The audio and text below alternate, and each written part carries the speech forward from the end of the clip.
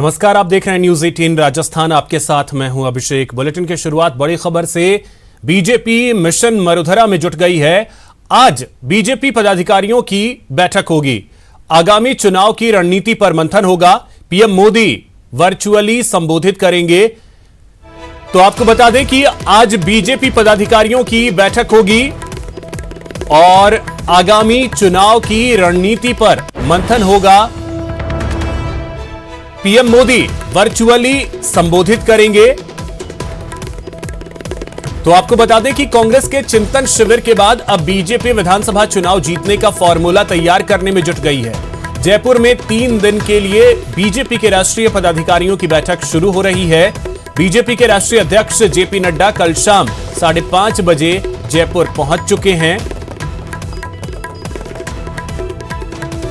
तो आपको बता दें कि शुरुआत आज से हो रही है और इसमें शुरुआत होगी प्रधानमंत्री नरेंद्र मोदी के वर्चुअली संबोधन से। आगामी चुनाव की रणनीति पर मंथन होगा। बीजेपी के जो पदाधिकारी हैं वो इस बैठक में शामिल होंगे। जेपी नड्डा बीजेपी के राष्ट्रीय अध्यक्ष कल ही जयपुर पहुंच चुके हैं।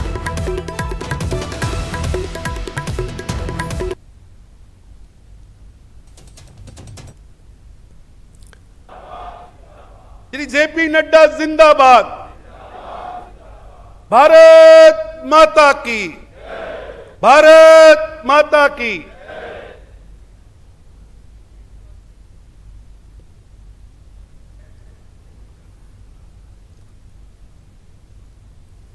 भी प्रधानमंत्री जी हम सबके साथ अगले कुछ पलों में जुड़ने वाले हैं।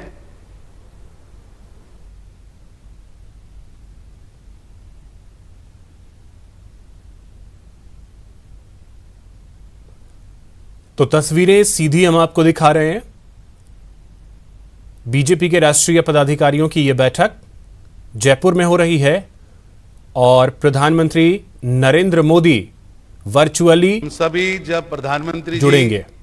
अभी हमारे साथ जुड़ने लगे हैं, हम सब खड़े होकर तालियों की गड़गड़ाहट में, नारों की गूंज में आदरणीय प्रधानमंत्री जी का स्वागत करेंगे।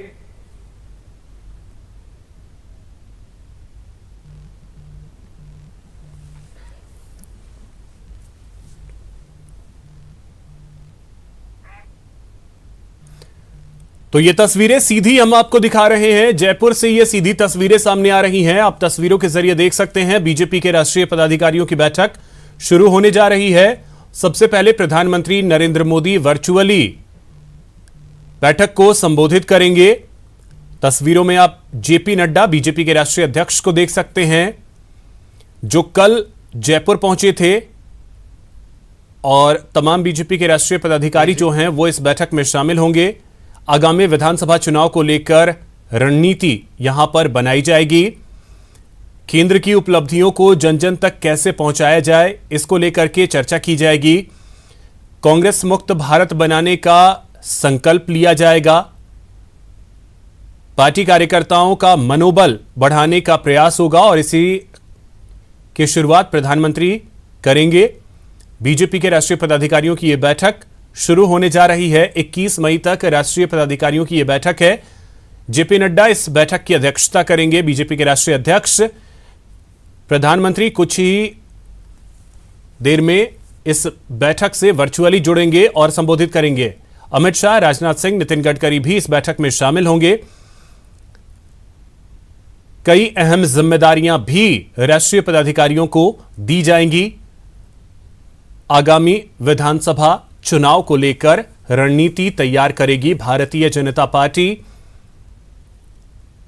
आज पूरे दिन राष्ट्रीय पदाधिकारियों की बैठक चलेगी और आपको बता दें कि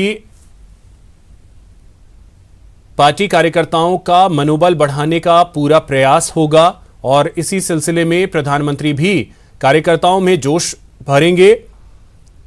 बीजेपी के राष्ट्रीय पदाधिकारियों की यह बैठक जयपुर में हो रही है। चूंकि जयपुर को चुना गया है राष्ट्रीय पदाधिकारियों की बैठक के लिए। अमूमन राष्ट्रीय पदाधिकारियों की बैठक राष्ट्रीय राजधानी दिल्ली में होती है, लेकिन चुना इस बार गया है जयपुर को। इसके पीछे भी कई वजह हैं, क्योंकि बीजेपी भी जानती है कि राजस्थान कितना अहम राज्य है भाजपा के लिए, और यही वजह है कि जयपुर को चुना गया है। 2023 में यहां चुनाव होने हैं और उससे पहले ही भाजपा पूरी तरीके से चुनावी मोड में दिख रही है। भारत माता की ने प्रधानमंत्री जी,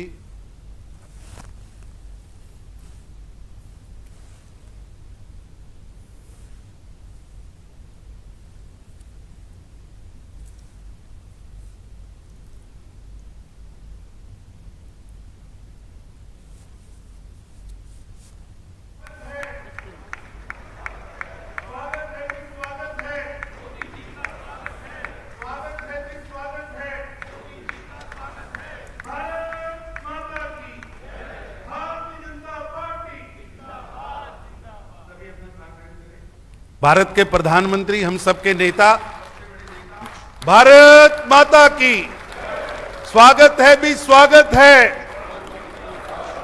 स्वागत है भी स्वागत है, स्वागत है भी स्वागत है।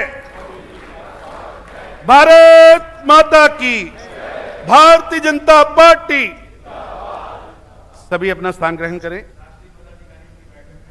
विश्व के सबसे बड़े नेता, गरीबों के मसीहा, जिन्होंने अपने 8 वर्ष के कार्यकाल में देश के गरीबों के जीवन में बहुत बड़ा परिवर्तन लाने का प्रयास करके दिखाया है और विश्व में भारत का नाम रोशन किया है। हम सब के नेता, भारत के प्रधानमंत्री श्री नरेंद्र मोदी जी आज राष्ट्रीय पदाधिकारियों की बैठक में आए हैं। मैं भारतीय जनता पार्टी के सभी प्रतिनिधियों की ओर से उनका स्वागत करता हूं।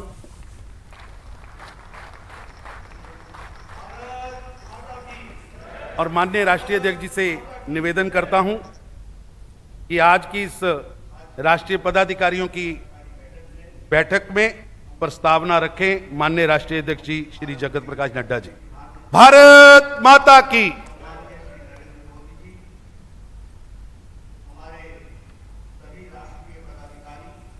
भी बोले भारत माता की, भारत माता की। आज के इस राष्ट्रीय पदाधिकारी बैठक में हम सबके बीच में उपस्थित भारत के यशस्वी प्रधानमंत्री सम्माननीय श्री नरेंद्र मोदी जी, हमारे सभी राष्ट्रीय पदाधिकारी, हमारे सभी प्रदेश के अध्यक्ष और संगठन महामंत्री, और यहाँ इस कार्यक्रम में उपस्थित मीडिया के सभी साथीगण, यह हम सबका सौभाग्य है कि आज आदरणीय प्रधानमंत्री जी राष्ट्रीय पदाधिकारी बैठक के उद्घाटन सत्र में हम सबका मार्गदर्शन करने वाले हैं। मैं अपनी ओर से और आप सब की ओर से उनका इस बैठक में हार्दिक अभिनंदन करता हूं, स्वागत करता हूं। यह हमारे लिए बहुत ही सौभाग्य की बात है कि संगठन की जब जब आवश्यकता पड़ी है, संगठन की, हमेशा आदरणीय प्रधानमंत्री जी का हमको नेतृत्व मिला, मार्गदर्शन मिला और समय मिला है। वह हम सबको अपने व्यस्ततम समय में भी, जब भी पार्टी ने उनसे कोई आशा रखी, वह हमेशा हम सबके मार्गदर्शन देने के लिए हमेशा उनका हमको समय मिलता रहा है। मैं अपनी ओर से और सभी पार्टी के कार्यकर्ताओं की ओर से उनका धन्यवाद करता हूं, क्योंकि उनके मार्गदर्शन से पार्टी को हम ताकत दे पाते हैं और पार्टी को आगे बढ़ाने में हम सब लोग अपना योगदान कर पाते। मुझे याद है कि पिछली बैठक में आप आए थे और आपने हमें मार्गदर्शन दिया था और आपने लंबा समय हमारे साथ गुजारा था, और जिसमें आपने पार्टी के कार्यशैली, रीति नीति, पार्टी की संस्कृति, पार्टी की कार्य पद्धति, इन सारे विषयों में आपने हम सबको बहुत तफसील से सारी बातें बताई थी। मुझे याद है कि आपने हमें उसी बैठक के अंदर कार्यकर्ता के संस्कार और कार्यकर्ताओं के संस्कार का प्रतिपादन और किस तरीके से हम आगे आने वाले कार्यकर्ताओं को संस्कारित कर सकें, इसके भी आपने हम सबको बहुत कारगर उपाय भी बताए थे और किस तरीके से पार्टी को मजबूती की ओर ले जाया जा सकता है, इस पर आपका हमको मार्गदर्शन मिला। हम आपके धन्यवादी हैं कि कोविड के संक्रमण काल में जब सभी राजनीतिक दल एक तरीके से लॉकडाउन हो गई, एक तरीके से क्वारंटाइन हो गई, एक तरीके से आइसोलेशन में चली गई और सिर्फ नेता भी ट्विटर पर दिखे, ऐसे वक्त पर आपने हम सबको सेवा ही संगठन का मंत्र दिया और सेवा ही संगठन के मंत्र से भारतीय जनता पार्टी के करोड़ों कार्यकर्ताओं को कार्य करने के लिए प्रेरित किया।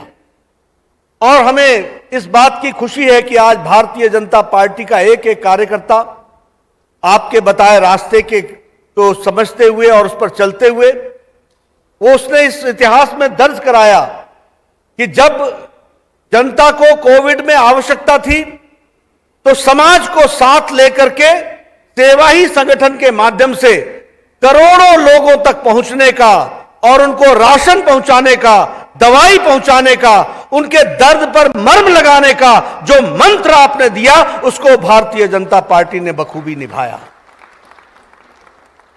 मैं अपना सौभाग्य मानता हूं कि हमें पल पल पर आपका मार्गदर्शन मिलता रहता है और उसी मार्गदर्शन से पार्टी सबल होकर के आगे चलती है।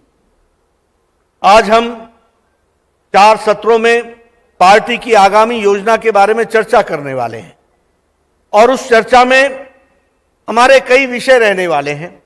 हम संगठनात्मक विषय पर भी चर्चा करेंगे, हम कार्यक्रमात्मक विषयों पर भी चर्चा करेंगे, हम पार्टी का आंतरिक संगठन कैसे मजबूत हो इस पर भी चर्चा करेंगे और इसके साथ साथ पार्टी किस तरीके से आम आदमी के लिए एक अच्छा उपकरण बन सके और आपके द्वारा चलाए जा रहे कार्यक्रमों को लास्ट माइल डिलीवरी तक पहुंचाने में पार्टी कैसे योगदान कर सकती है, इसकी भी हम विस्तृत चर्चा करने वाले। हमें जहां संगठन का सवाल है, हम बूथ सशक्तिकरण की ओर बढ़े हैं। हमने सशक्त मंडल, सक्रिय बूथ, पन्ना प्रमुख तक पहुंचने का हमारा जो कार्य है उसको हम लोगों ने बल दिया है और उसी को आगे बढ़ाते हुए बूथ के सशक्तिकरण और जहां बूथ कमजोर है उसके लिए क्या हम आगे उपाय कर सकते हैं, उन सारी बारीकियों पर हम चर्चा करने वाले हैं। उसी तरीके से लोकसभा में हम कौन से लोकसभा के प्रवास को और आगे बढ़ाएं और किस तरीके से लोकसभा में हम मजबूती के साथ संगठन को खड़ा कर सकें, इस पर भी हम चर्चा करने वाले हैं। प्रशिक्षण हमारा लगातार पार्टी का कार्यक्रम है, उस प्रशिक्षण के कार्य को भी हमने जिला स्तर, मंडल स्तर तक पहुंचाया है, उसका भी हम विश्लेषण करने वाले हैं और उस कंटेंट को हम कैसे और कारगर कर सकते हैं उस पर भी हम चर्चा करने वाले हैं। इसी तरीके से जहां तक कार्यक्रमात्मक विषयों का सवाल है तो 2 तरीके से हम चर्चा करने वाले हैं। एक तो हमारे संगठन के लगातार सतत चलने वाले कार्यक्रम, उन कार्यक्रमों को हम कैसे आगे बढ़ा सकते हैं और कैसे उसको ताकत दे सकते हैं, इस पर हम चर्चा करेंगे। और इसके साथ साथ जो सरकार के द्वारा, आपके द्वारा जो जन उपयोगी, जन कल्याणकारी कार्यक्रम चल रहे हैं, उसके लास्ट माइल डिलीवरी में पार्टी कैसे उपकरण बन सकती है, इस विषय को भी हम चर्चा में आज लाने वाले हैं और चर्चा करेंगे। जहां तक हमारे प्रवास का सवाल है, हम जानते हैं कि लंबे समय तक कोविड के संक्रमण के कारण हमारा प्रवास कम हो पाया। हमें डिजिटल वर्ल्ड का सहारा लेना पड़ा और डिजिटल दुनिया के माध्यम से भी पार्टी को आगे एक्टिव किया। लेकिन अब हम प्रवास पर भी जोर देते हुए मंडल और बूथ तक हम किस तरीके से अपने प्रवास क्रम को आगे बढ़ाएं, इन सारी बारीकियों पर हम चर्चा करके आगे बढ़ने वाले हैं। हम 3 वक्तव्य भी इस बैठक में लाने वाले हैं। एक तो आदरणीय प्रधानमंत्री जी के नेतृत्व में पिछले 8 साल में जो देश को मजबूत करने के लिए कार्यक्रम चलाए गए और जिससे देश का, जिसे कहते हैं होलिस्टिक अप्रोच में देश आगे बढ़ा है, इस सारे विषयों को और सारे कार्यक्रमों को एक वक्तव्य के रूप में हम पिरो करके देश के सामने रखना चाहते हैं। तो एक वक्तव्य हमारा ये रहने वाला है। दूसरा, उसी तरीके से हम आगे आने वाले समय में कार्यक्रमों के लिए किस तरीके से जो हमको चुनाव में सफलता मिली है, और एक बार नहीं बारंबार सफलता मिली है, हर चुनाव में हमारे विरोधियों ने हमें शिकस्त देने का हर भरपूर प्रयास किया है, लेकिन उसके बावजूद भारत की जनता का आदरणीय मोदी जी पर अटूट विश्वास और उनके कार्यक्रमों पर मोहर एक बार नहीं बारंबार लगाई है। इस विषय को भी हम जनता के सामने उनका धन्यवाद भी करेंगे, उनके आशीर्वाद के लिए भी धन्यवाद करेंगे। और अभी जो 4 राज्यों के चुनाव में नतीजे आए हैं उस पर भी हम तफसील से चर्चा करते हुए वक्तव्य देंगे। एक, हम राजस्थान की धरती पर आए हैं। राजस्थान का अपना गौरव है, राजस्थान का अपना वैलर है, और जिसे कहते हैं देशभक्तों की भूमि, यह धर्म भूमि, कर्म भूमि, यह भूमि आज गहलोत सरकार में जिस तरीके से कुशासन चल रहा है और जिस तरीके से राजस्थान का नाम उनके गहलोत सरकार के कुशासन के कारण बदनाम हो रहा है, इस विषय के लिए भी भारतीय जनता पार्टी एक उपकरण के रूप में विपक्ष की भूमिका निभाते हुए ऐसी सरकार के कारनामों को उजागर करते हुए और उनको आगे बताते हुए यहां भारतीय जनता पार्टी का कमल खिले, इसके लिए भी हम इस प्रण को लेकर के आगे चलेंगे। इस तरीके से हम बड़े विस्तृत रूप से दिन भर में कार्यक्रमों को करने वाले हैं। आदरणीय प्रधानमंत्री जी का हम सबको हमेशा मार्गदर्शन मिलता रहा है और आज भी हमको उनका मार्गदर्शन मिलेगा। मैं आपके और प्रधानमंत्री जी के बीच में ज्यादा देर न रखता हुआ मैं आदरणीय प्रधानमंत्री जी को आमंत्रित करता हूं कि वह हम सबका मार्गदर्शन करें, और उनको मैं विश्वास दिलाता हूं कि भारतीय जनता पार्टी का एक एक कार्यकर्ता जो आप मार्गदर्शन देंगे उसको अक्षरशः धरती पर उसको लागू करेगा। इन्हीं शब्दों के साथ मैं आदरणीय प्रधानमंत्री जी को निवेदन करता हूं कि वह हम सबका मार्गदर्शन करें। आदरणीय प्रधानमंत्री।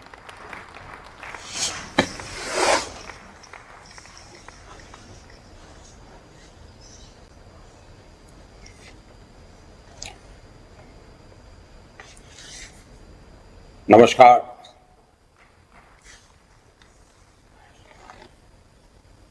भारतीय जनता पार्टी की राष्ट्रीय पदाधिकारी बैठक में उपस्थित भारतीय जनता पार्टी के सभी साथियों,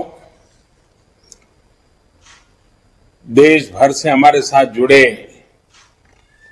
हमारे सभी सहयोगी,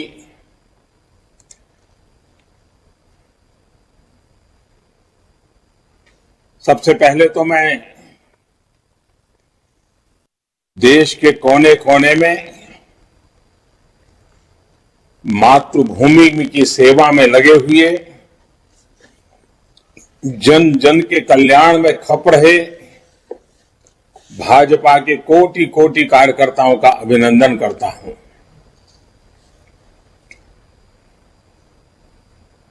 जनसंघ से लेकर के जो हमारी यात्रा शुरू हुई है और आज जो भारतीय जनता पार्टी के रूप में फली फूली, इस पार्टी के स्वरूप को, उसके स्वरूप को, उसके विस्तार को देखते हैं तो गर्व तो होता ही है, लेकिन इसके निर्माण में खुद को खपाने वाले पार्टी के सभी मनुष्यों, सभी विभूतियों, उन सबको मैं आज नमन करता हूं। साथियों, हम राजस्थान की धरती पर हैं। मुझे भी आप सबके बीच में रह करके इस कार्यक्रम में शरीक होने का अवसर मिला होता तो मेरे लिए भी वो प्रेरणा का कारण बनता, ऊर्जा का स्रोत मिलता, क्योंकि जब भी मैं कार्यकर्ताओं से मिला हूं, कार्यकर्ता छोटा हो बड़ा हो, बहुत कुछ जानने को मिलता है, बहुत कुछ बातों के अनेक पहलू समझने को मिलते हैं।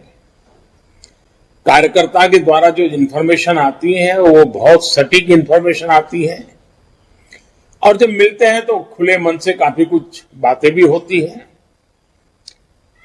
तो मेरे मन में तो कसक रह जाएगी कि मैं नहीं पहुंच पाया, लेकिन वर्चुअली आप सबके दर्शन कर रहा हूं, आपसे बात कर रहा हूं। साथियों, राजस्थान की धरती पर है तब हम सबको श्रद्धेय सुंदर सिंह जी भंडारी की याद आना बहुत स्वाभाविक है। आज ये वर्ष श्रद्धेय सुंदर सिंह भंडारी जी की जन्म शताब्दी का भी वर्ष है। हम सब ऐसे प्रेरणा पुरुष का हृदय से अभिवादन करते हैं, प्रणाम करते हैं। साथियों, राजस्थान की धरती, राजस्थान की बात हो, राजस्थान भारतीय जनता पार्टी की विकास यात्रा की चर्चा हो, तो मैं इस बात को गर्व से कह सकता हूं कि मुझे ऐसे ऐसे दिग्गजों के साथ काम करने का मौका मिला, ऐसे ऐसे दिग्गजों की उंगली पकड़ करके चलने का सौभाग्य मिला, और उन सबका स्मरण आना बहुत स्वाभाविक है। स्वर्गीय भैरव सिंह शेखावत की बात हो,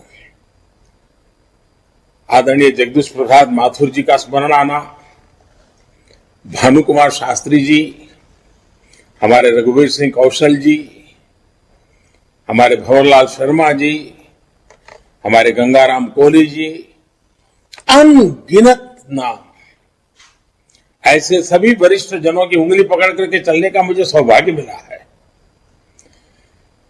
ये सारे वो लोग हैं जिन्होंने पार्टी को दिशा दिखाई, पार्टी के लिए अपना पूरा जीवन खपा दिया। ऐसे ही अनगिनत समर्पित जीवन का हमें स्मरण होना बहुत स्वाभाविक है। और इसीलिए जब कमल पुष्प की रचना हुई है, और मैं पार्टी को अभिनंदन करता हूं, आज इस कमल पुष्प पे हमारे बूथ स्तर के कार्यकर्ता पुराने कार्यकर्ताओं के जीवन की जो कथाएं उसमें प्रस्तुत करते हैं, अपने आप में प्रेरक है। मैं तो आप सबको कहता हूं, कभी भी मन में आलस आ जाए, पल भर के लिए उस कमल पुष्प को मोबाइल फोन से खोल करके देखिए। ऐसी प्रेरणा की कथाएं हैं, ऐसी प्रेरक जीवन की घटनाएं हैं, हमें मार्गदर्शन के लिए, प्रेरणा के लिए और कुछ करने की जरूरत नहीं है। एक एक का जीवन, एक एक पल का काम कार्यकर्ताओं के लिए प्रेरणा का स्वरूप है। साथियों, 21वीं सदी का इस समय भारत के लिए बहुत अहम समय है। और आपको याद होगा, मैंने लाल किले से कहा था, यही समय है, सही समय है। आज हम सभी देख रहे हैं कि दुनिया में भारत के प्रति किस तरह की विशेष भावना जागृत हुई है। दुनिया आज भारत को बहुत उम्मीदों से देख रही है।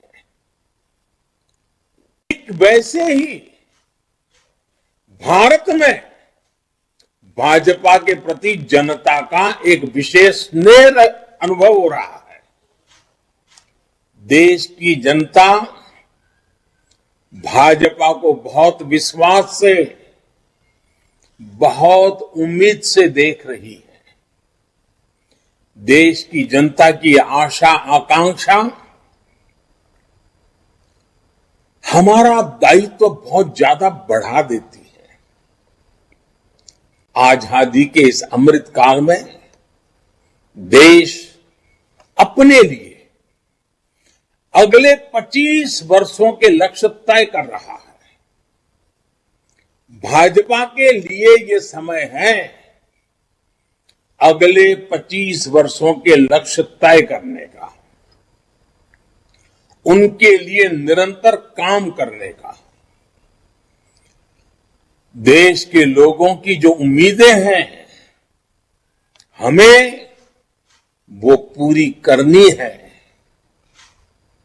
देश के सामने जो चुनौतियां हैं हमें देश के लोगों के साथ मिलकर हर चुनौतियों को पार करना है, परास्त करना है और विजय के संकल्प के साथ आगे बढ़ना है। और हम जानते हैं कि इसका मार्ग क्या है। हमारा दर्शन है पंडित दीनदयाल उपाध्याय का एकात्म मानव दर्शन, अंत्योदय। हमारा चिंतन है डॉक्टर श्यामा प्रसाद मुखर्जी की सांस्कृतिक राष्ट्रनीति। हमारा मंत्र है सबका साथ, सबका विकास, सबका विश्वास और सबका प्रयास। साथियों, मैं एक अलग तरीके से बात आपको बताना चाहता हूं। अब मान लीजिए, कल्पना कीजिए, किसी गंभीर बीमारी से पीड़ित व्यक्ति जब लंबे उपचार के बाद भी ठीक नहीं होता तो बीमारी को ही अपनी नियति मान लेता है। वो बीमारी से बनी उन परिस्थितियों को स्वीकार कर लेता है, उसमें जीना सीख लेता है। वो सोचता है कि किसी भी तरह चलो भाई दिन कट जाए। व्यक्ति के जीवन में ऐसा होता है ना, कभी कभी राष्ट्र के जीवन में भी ऐसा होता है। हमारे देश में भी एक लंबा कालखंड ऐसा रहा जब लोगों की सोच मजबूरन ऐसी हो गई थी कि बस और कोई सहारा नहीं है, अब तो इसी में गुजारा करना है, बस किसी तरह बस समय निकल जाए, जिंदगी गुजर जाए। ना सरकारों से उनको कोई अपेक्षा बची थी और नहीं सरकार भी उनके प्रति कोई अपनी जवाबदेही है वो समझने की स्थिति में थी। साथियों, देश की जनता ने 2014 में एक नया इतिहास लिखने का फैसला कर लिया। फैसला जनता का था। 2014 के बाद भाजपा देश को इस सोच से बाहर निकल करके लाई है। आज निराशा नहीं, आशा और अपेक्षा का युग। साथियों, आज भारत के लोग एस्पिरेशन से भरे हुए हैं। आज हिंदुस्तान का हर नागरिक नतीजे चाहता है, सरकारों का काम करते हुए देखना चाहता है। वो अपनी आंखों के सामने परिणाम प्राप्त करना चाहता है, परिणाम देखना चाहता है। राजनीतिक नफा नुकसान से अलग मैं इसे जनमानस में आया बहुत बड़ा पॉजिटिव चेंज मानता हूं। जब देश के 130 करोड़ लोगों की आकांक्षाएं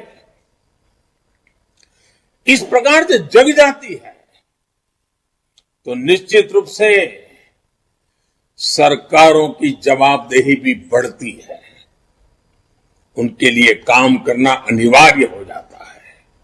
सार्वजनिक जीवन के हर व्यक्ति के लिए जन जागृति अनिवार्य रूप से काम करने के लिए प्रेरित भी करती है, दबाव भी बनाती है। और इसलिए देश के लोगों की बढ़ती हुई एस्पिरेशंस में मैं देश के उज्जवल भविष्य को भली भांति देख रहा हूं। और जब ये सारी चित्र मेरे सामने मैं देखता हूं, आत्मविश्वास से भरे हुए देश के युवाओं को देखता हूं, कुछ कर गुजरने के हौसले के साथ, भागीदारी के विश्वास के साथ आगे बढ़ती बहन बेटियों को देखता हूं, मेरा आत्मविश्वास भी कई गुना बढ़ जाता है। साथियों, जब अपेक्षाएं बढ़ती हैं तो अपेक्षित परिणाम लाने के लिए परिश्रम की पराकाष्ठा करने का जज्बा भी बढ़ता है।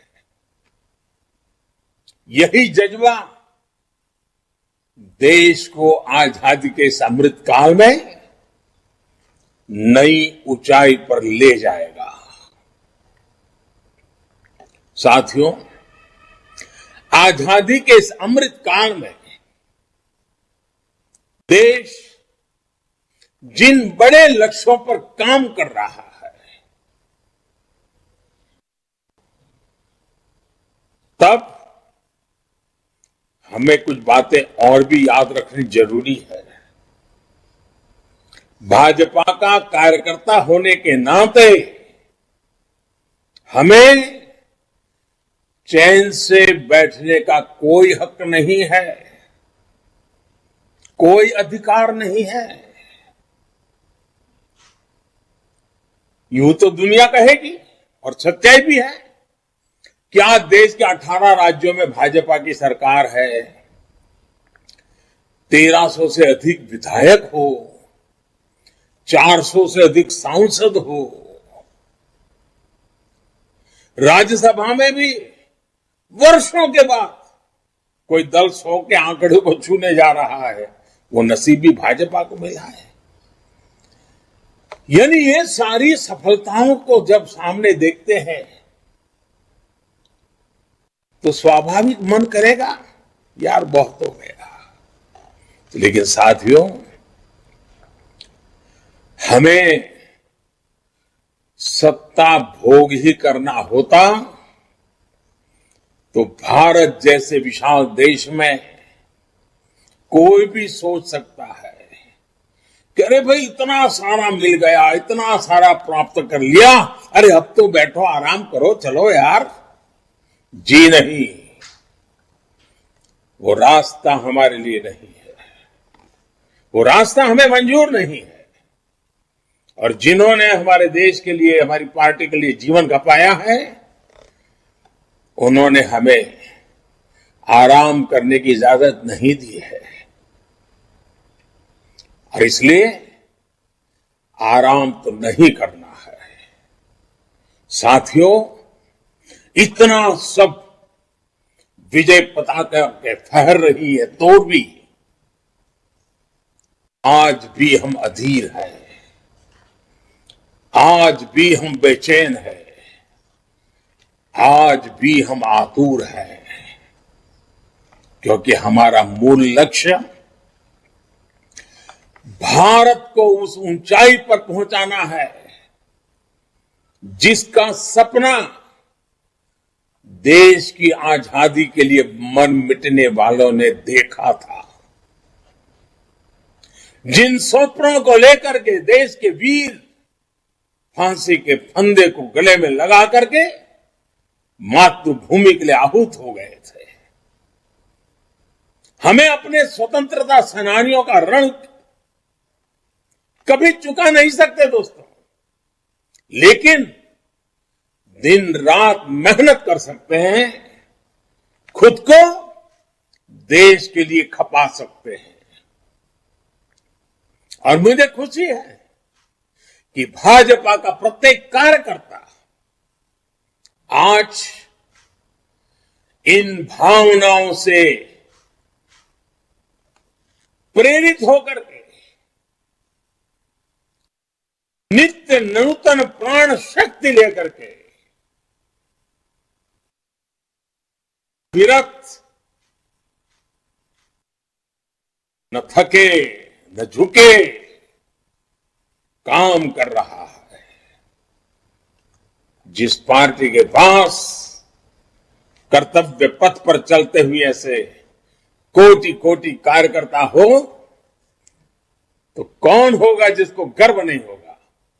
मुझे आप सबके लिए गर्व है दोस्तों। साथियों, इस महीने केंद्र की भाजपा सरकार के एनडीए सरकार के 8 वर्ष पूरे हो रहे हैं।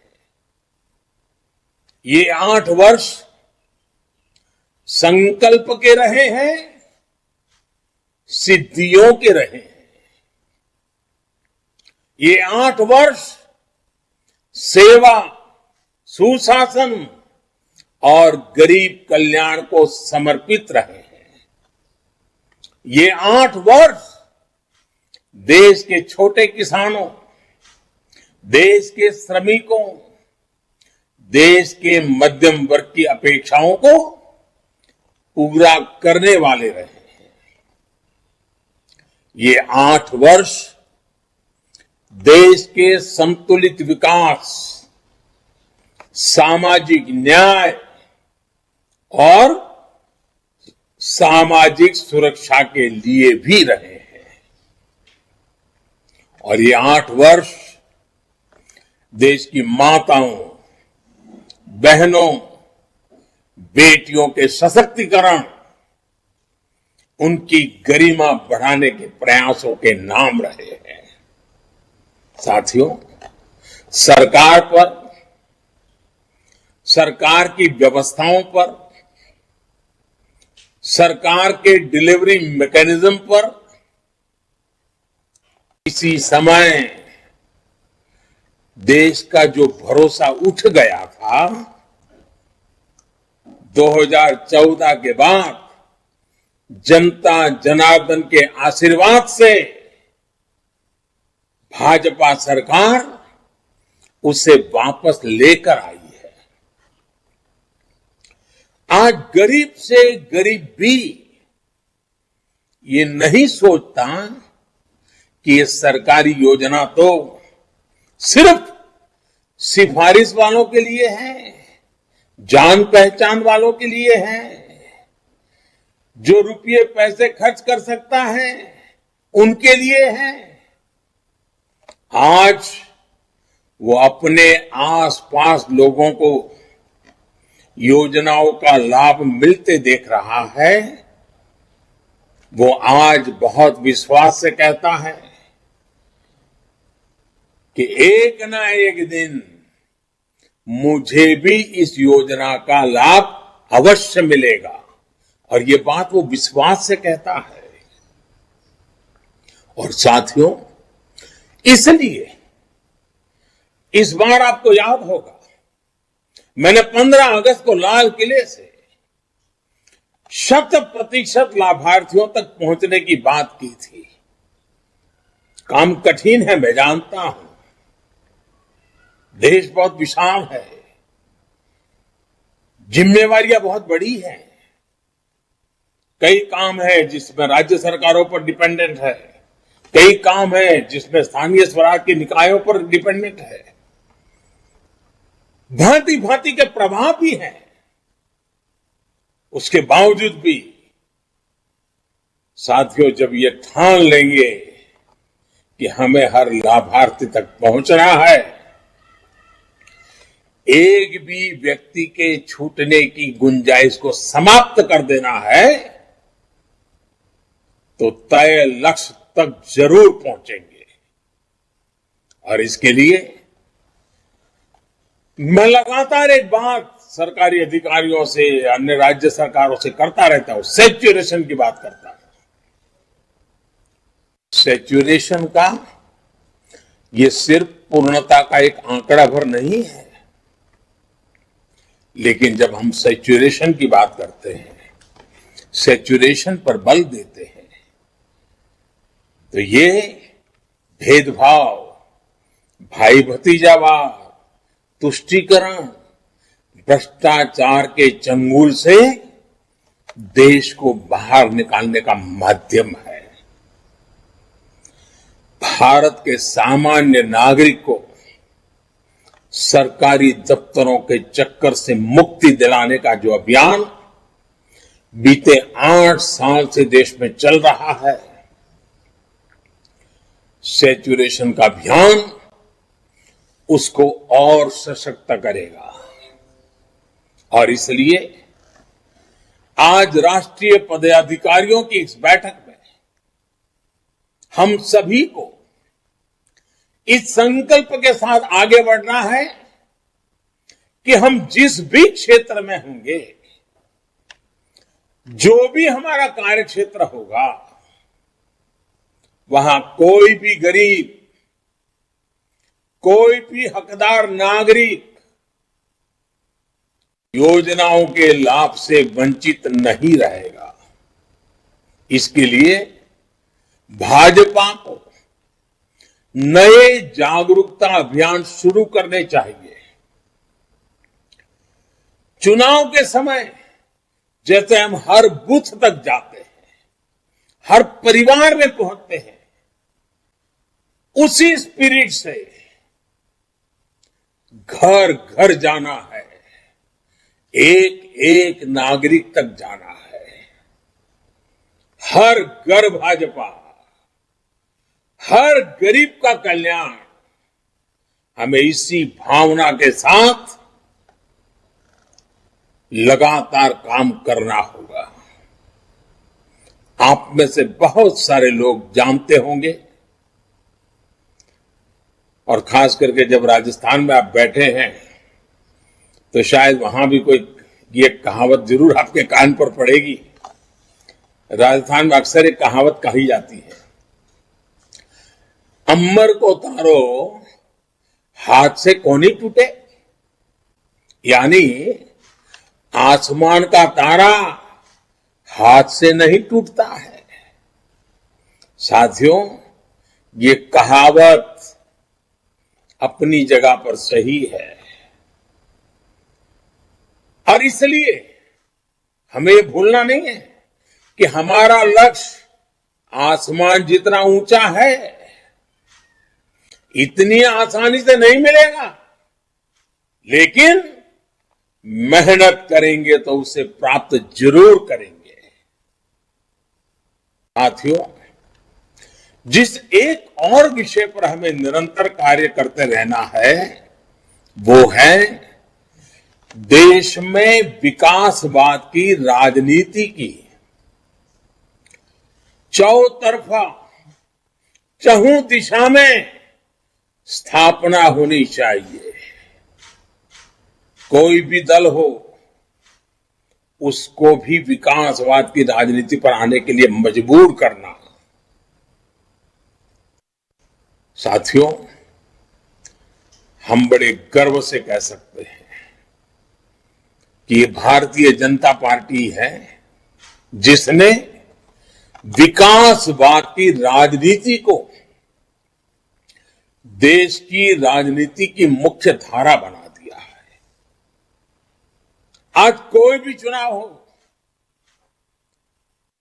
विकास में विश्वास करने वाले लोग हो या न हो, समाज को तोड़ने की राजनीति करने वाले लोग हो तो भी, शॉर्टकट ढूंढ करके सत्ता पाने के नुस्खे आजमाने वाले लोग हो तो भी, चाहते हो या न चाहते हो, लेकिन चुनाव में हर किसी को विकास के नाम पर बात करनी ही पड़ती है। चुनाव के मैदान में विकास की चर्चा करनी ही पड़ती है।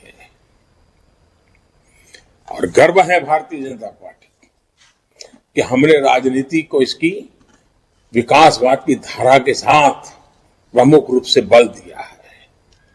लेकिन साथियों, लेकिन हमें ये भी देख रहे हैं कि जो लोग विकासवाद की राजनीति से बच नहीं सकते, मजबूरन विकासवाद में आना ही पड़ रहा है, तो उन्होंने राजनीति में विकासवाद को भी विकृति के दिशा में धकेल दिया है। ये राजनीतिक दल तत्कालीन लाभ के लिए, फायदे के लिए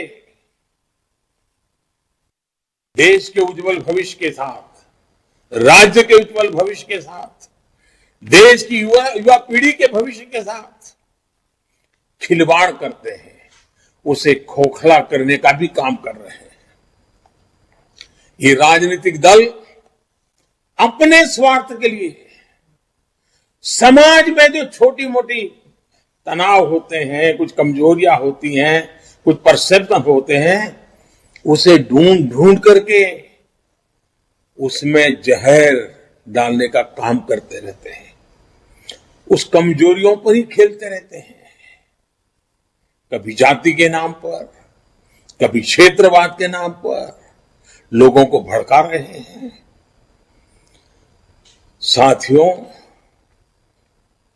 एक भारत श्रेष्ठ भारत का सपना लेकर के चल रही भारतीय जनता पार्टी के लिए यह भी अनिवार्य है कि देश के लोगों को लगातार हमें सावधान करते रहना होगा, इस प्रकार के लोगों से सचेत करना होगा, इस प्रकार के दलों से सचेत करना होगा। साथियों, हमें एक और बात हमेशा याद रखनी है। हम सबको याद है, जनसंघ के जमाने में जब हम कहीं हाशिए पर पड़े थे, कोई हमें जानता भी नहीं था, न उस नगर में जानता था, न उस राज्य में जानता था, न उस जिले में जानता था। फिर भी उस जमाने में जब हमारे बात को कोई कानों पर धर ले, ये संभावना भी नहीं थी, उस समय भी जनसंघ के जमाने में हमारे कार्यकर्ता, हमारे पुरानी पीढ़ियां जिन नीतियों पर डटे रहे, जिन नीतियों को लेकर के चलते रहे, कार्यक्रम करते रहे, उसकी मुख्य धारा थी राष्ट्रभक्ति, राष्ट्रहित, राष्ट्र सेवा, राष्ट्र निर्माण। यही प्राथमिकता थी। हम सत्ता से कोसों दूर थे, फिर भी उस जमाने के छोटे छोटे हमारे कार्यकर्ताओं का मातृभूमि के प्रति प्रेम, राष्ट्र सर्वोपरि की निष्ठा, उसमें इतनी ताकत थी कि सत्ता के पर बैठे काबिज बड़े बड़े लोगों को भी भारतीय जनसंघ की उस राष्ट्रभक्ति और राष्ट्रप्रिय विचारधारा को वो कभी चुनौती नहीं दे पा रहे थे।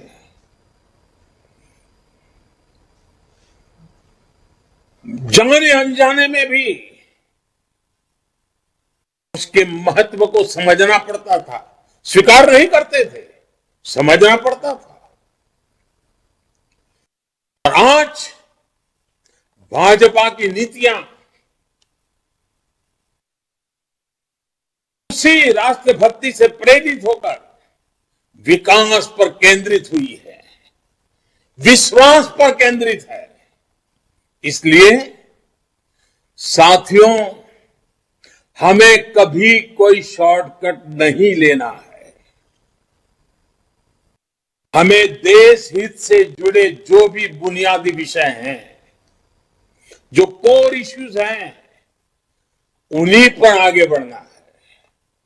कदम को दाएं बाएं जाने नहीं देना है, जुबान को इधर उधर फिसलने नहीं देना है। और ये कोर इश्यूज क्या है? गरीब का कल्याण, गरीब का जीवन आसान बनाने के लिए, गरीब को सशक्त करने के लिए हमें लगातार काम करना है। हमें कभी भी भटकना नहीं है। और मैं आपको सतर्क भी करूंगा, आपसे आग्रह भी करूंगा कि आपको विकास से जुड़े मुख्य मुद्दों से भटकाने की लाख कोशिशें होंगी, लेकिन आपको देश के विकास से जुड़े विषयों पर ही टिके रहना है। हम देखते ही हैं कि आजकल किस तरह कुछ पार्टियों का इकोसिस्टम पूरी शक्ति से देश को मुख्य मुद्दों से भटकाने में लगा हुआ है। हमें कभी ऐसी पार्टियों के जाल में नहीं फंसना है। मैं जानता हूं कि आप अपने संवादों में, बातचीत में, संबोधनों में, पत्रकार वार्ता में अगर आप कहते हैं कि हमारी सरकार ने 2014 के बाद गरीबों के लिए 3 करोड़ घर बनाए हैं, ठीक है, वो खबर कोई फ्रंट पेज पर नहीं छापेगा, टीवी के पर्दे पर नहीं दिखाई देगी। अगर आप कहेंगे कि 50 करोड़ से ज्यादा लोगों को 5 लाख रुपए तक का मुफ्त इलाज की व्यवस्था हमने की है, हो सकता है कोई उसको कान पे न धरे।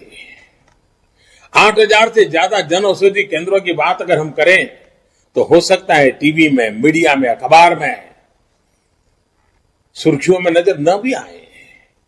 मैं जानता हूं कि आप 10 करोड़ से ज्यादा छोटे किसानों के बैंक खाते में सीधे पैसे ट्रांसफर करने की बात करेंगे, हो सकता है उसको भी नजरअंदाज कर दिया जाएगा, उसको भी कभी अखबार के पन्नों पर नहीं दिखाई देंगे, टीवी पर नहीं बताया जाएगा, हो सकता है। मैं जानता हूं कि आप हर घर जल की बात करेंगे, हर गांव तक ब्रॉडबैंड कनेक्टिविटी की बात करेंगे, आप देश में डिजिटल क्रांति की बात करेंगे, फिनटेक की बात करेंगे, डिजिटल ट्रांजैक्शन की बात करेंगे। ये इकोसिस्टम उसको तवज्जो नहीं देने देगी, उस बात को आगे नहीं बढ़ने देगी। आप प्रधानमंत्री म्यूजियम बनाएंगे, डेमोक्रेसी के ट्रू स्पिरिट को हिंदुस्तान के आजादी के अमृत महोत्सव में लाकर के खड़ा कर देंगे तो आंखें मूंद ली जाएगी, चुपकी दी रख ली जाएगी। होगा, आप जितने भी अच्छे काम कर रहे हो कोई पब्लिसिटी नहीं मिलेगी, कोई हेडलाइन नहीं बनेगी, टीवी पर वो बात चमकेगी नहीं। लेकिन इन सब के बावजूद भी साथियों, हमें अपने मार्ग पर डटे रहना है, विकास के मुद्दों पर टिके रहना है, देश हित के मुद्दों पर टिके रहना है। कभी न कभी मजबूरन उनको भी इन मुद्दों की सकारात्मक रूप में स्वीकृति देनी ही पड़ेगी। बस हम इस इकोसिस्टम के गब्बारों में उसको एड्रेस करने की कोशिश में न लग जाए। साथियों, ऐसा करके ही इस अमृत काल में हम देश की राजनीति को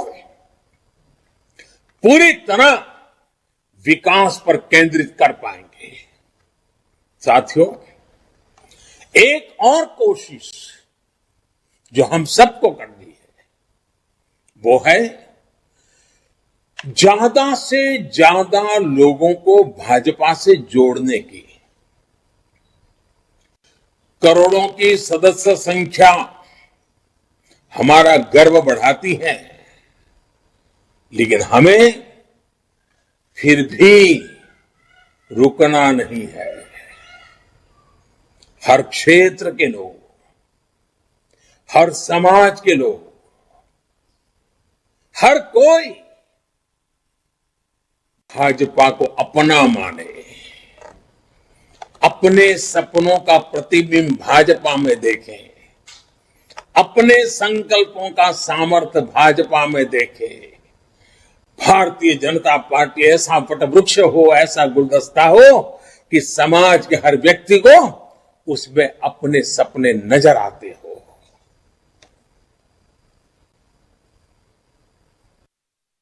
साथियों, हर किसी को जागरूकता पूर्वक सिर्फ सदस्य ही नहीं बनाने हैं, बल्कि राष्ट्र नीति के पथ पर चलने वाले कर्मठ युवा कार्यकर्ताओं को मंच देना है, अवसर देना है, जिसका राजनीति से कोई लेना देना नहीं रहा होगा, ऐसे परिवारों को भी अवसर देना है। अगर मैं आज के युवाओं की भाषा में कहूं तो जो भारत के समृद्ध भविष्य के कोड लिखने के लिए लालायित है, ऐसे हर युवा को, हर बेटे बेटी को हमें भाजपा के साथ जोड़ना है। हमें ये याद रखना है कि परिवारवाद की राजनीति में, उस राजनीति से विश्वासघात खाने वाले देश के युवाओं का विश्वास सिर्फ और सिर्फ भाजपा ही लौटा सकती है। साथियों, हम सभी जानते हैं कि आजादी के बाद से ही वंशवाद और परिवारवाद ने देश का कितना भयंकर नुकसान किया है। परिवारवादी पार्टियों ने देश में भ्रष्टाचार को, धांधली को, भाई भतीजावाद को, इसी को आधार बना करके देश का बहुत मूल्यवान समय बर्बाद किया है। ये परिवारवादी पार्टियां आज भी देश को पीछे ले जाने पर तुली हुई है। उनका सार्वजनिक जीवन परिवार से शुरू होता है, परिवार के लिए चलता है, परिवार की खातिर ही करता है। भाजपा को इन परिवारवादी पार्टियों से निरंतर मुकाबला करना है। लोकतंत्र के लिए यह सबसे घातक परंपरा है। अगर लोकतंत्र बचाना है, लोकतंत्र को सामर्थ्यवान बनाना है, लोकतंत्र को मूल्यनिष्ठ बनाना है, तो हमें ये वंशवाद, परिवारवाद की राजनीति के खिलाफ अविरत संघर्ष करना ही है। दोस्तों, इस अमृत काल में हमारा यह भी संकल्प होना चाहिए कि देश को लोकतांत्रिक मूल्यों से जरा भी हटने नहीं देंगे, लोकतंत्र की रक्षा करेंगे और वंशवादी, परिवारवादी शक्तियों को देश की जनता नकार दें, देश की जनता का हम विश्वास जीतेंगे। और साथियों, अपने इस प्रयासों में हमें भारतीय जनता पार्टी में लोकतांत्रिक मूल्यों की जो मावजत की है, वो परंपरा है, जो मजबूत नींव है, उसको निरंतर मजबूत करते ही रहना है। साथियों, अटल जी की एक प्रसिद्ध कविता की पंक्तियां है। अटल जी ने लिखा था, काल के कपाल पे लिखता मिटाता हूं, गीत नया गाता हूं। ये अटल जी के व्यक्तित्व के साथ ही भाजपा की इतने वर्षों की तपस्या का सार भी है। साथियों, ये भाजपा है, ये ठहरा हुआ पानी नहीं है। भाजपा निरंतर प्रवाहमान है। हमने एक दल के रूप में खुद को लगातार इवॉल्व किया है। वंशवाद, परिवारवाद के कीचड़ में भी हमने कमल को खिलाया है, जो लोकतंत्र की मूलभूत पंखुड़ियों को प्रकाशित करता है। साथियों, नई चुनौतियों के साथ अपनी नीति, रणनीति हम निरंतर जब भी जरूरत पड़ी देश हित को आवश्यक मान करके हम आधुनिकता की ओर आगे बढ़ते रहे हैं। और आज भाजपा ने सिर्फ नूतन को ही नहीं अपनाया, बल्कि पुरातन से निकले संस्कारों को भी उतना ही सम्मान दिया है। हमने अपने पूर्वजों की ज्ञान शक्ति पर भरोसा किया है। मैं आपको एक उदाहरण देना चाहता हूं। हम जब जानते हैं कि पूज्य महात्मा गांधी, पूज्य बापू आजाद भारत में स्वावलंबन आधारित नीतियों को देखना चाहते थे, लेकिन दशकों तक सिर्फ गांधी जी का नाम ही लिया गया, काम बिल्कुल उनके विजन के विपरीत किया गया। वो देश में स्वावलंबन चाहते थे, लेकिन भारत को पॉलिसी से लेकर प्रैक्टिस तक विदेशों पर निर्भर बना दिया गया। अब आज देश देख रहा है कि भाजपा सरकारों के समय स्थितियां कैसी तेजी से बदल रही है। आज देश आत्मनिर्भरता के रास्ते पर चल पड़ा है। आज हर भारतीय लोकल के लिए वोकल हो रहा है, स्थानीय उत्पादों पर गर्व कर रहा है।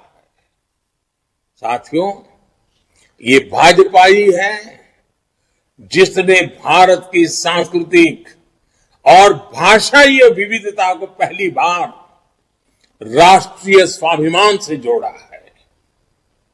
नई नेशनल एजुकेशन पॉलिसी में स्थानीय भाषाओं को प्राथमिकता देना हर क्षेत्रीय भाषा के प्रति हमारे कमिटमेंट को दिखाता है। भाजपा भारतीय भाषाओं को भारतीयता की आत्मा मानती है और राष्ट्र के बेहतर भविष्य की कड़ी मानती है।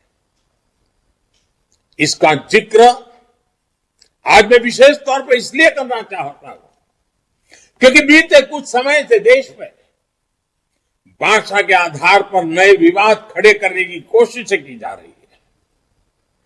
हमें इससे देशवासियों को निरंतर सतर्क करना है। भाजपा भारत की हर भाषा में भारतीय संस्कृति का प्रतिबिंब देखती है। हर भाषा उसे पूजनीय मानती है। साथियों, आजादी का यह अमृत काल भाजपा के प्रत्येक कार्यकर्ता के लिए कर्तव्य काल की तरह है। हमें अपने कर्तव्यों को सर्वोच्च प्राथमिकता देनी है। कर्तव्य पथ पर चलते हुए भारत आने वाले वर्षों में उस उज्जवल भविष्य को प्राप्त करेगा जिसका वो हमेशा से हकदार रहा है। मुझे भाजपा के प्रत्येक कार्यकर्ता पर पूरा भरोसा है।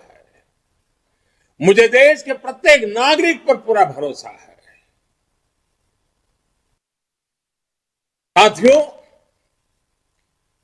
2 दिन आप अनेक विषयों पर चर्चा करने वाले हैं। हमारे राष्ट्रीय अध्यक्ष आदरणीय नड्डा जी के मार्गदर्शन में नित्य नूतन विचारों से आगे बढ़ रही भारतीय जनता पार्टी न कभी रुकने का, न कभी थकने का, न कभी चैन से बैठने का। चरैवेति चरैवेति चरैवेति के मंत्र को लेकर के इस 2 दिन की चर्चा के बाद आप जब जाएंगे, जहां भी जाएंगे, आप ऊर्जा का एक स्रोत बन करके जाएंगे। ये मेरा पूरा विश्वास है। आप सभी को अनेक अनेक शुभकामनाएं देता हूं। और मैं आज रूबरू नहीं आ पाया, आपके बीच नहीं बैठ पाया, उसकी कसक मन में रखते हुए भी आप जो भी निर्णय करेंगे, जो भी योजना बनाएंगे, मैं भी एक कार्यकर्ता हूं। एक कार्यकर्ता के नाते आप वहां जो भी निर्णय करेंगे, मैं अपने सर आंखों पर चढ़ा करके मैं भी एक कार्यकर्ता के रूप में उन सब कामों में पूरी ताकत से जुड़ता रहूंगा, ये विश्वास देते हुए फिर एक बार अनेक शुभकामनाएं देते हुए मेरी वाणी को विराम देता हूं। बहुत बहुत धन्यवाद।